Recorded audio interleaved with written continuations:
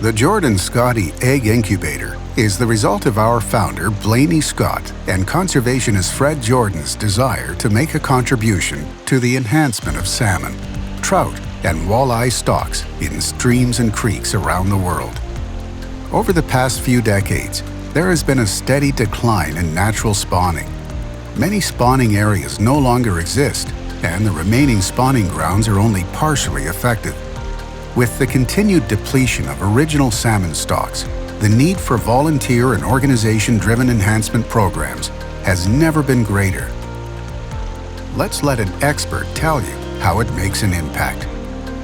I'm Peter McCulley, and I'm a professional fish culturist. I have the good fortune of volunteering in the Salmon Enhancement Program in British Columbia. Peter, tell us about your involvement with the Jordan-Scotty Egg Incubator.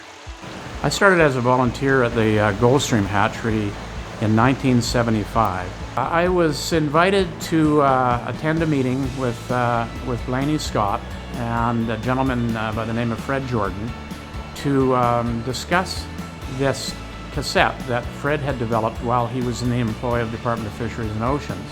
And that was in the early 90s, and over the years we've developed, through trial and error, a workable device that will allow us to introduce or reintroduce juvenile salmon, and in our capacity that would be coho and chinook primarily.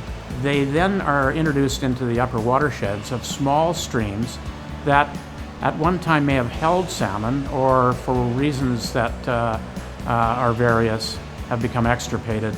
That was the genesis of the development of the Scotty Incubator.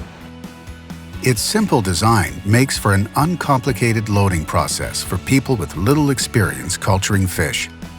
The process starts with securing eyed eggs from a major facility or hatchery with a public involvement program.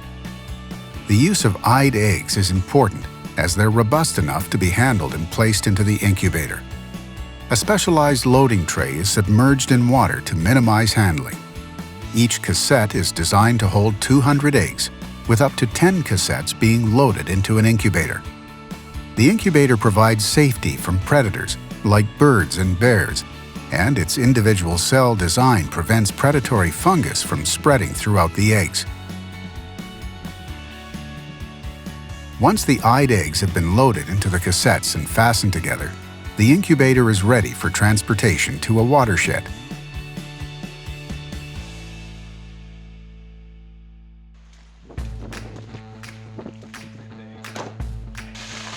When choosing a location for the incubator, look for a quiet area, easily accessible on foot, with gravel flushed by clean, fresh water.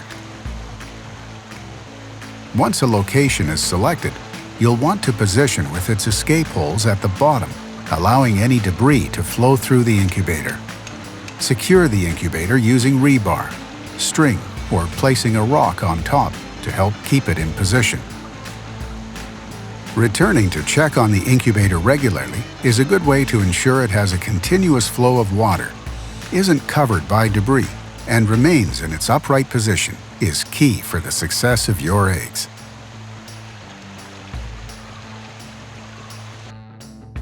The Jordan-Scotty Egg Incubators are made available by Scott Plastics at the cost of manufacturing.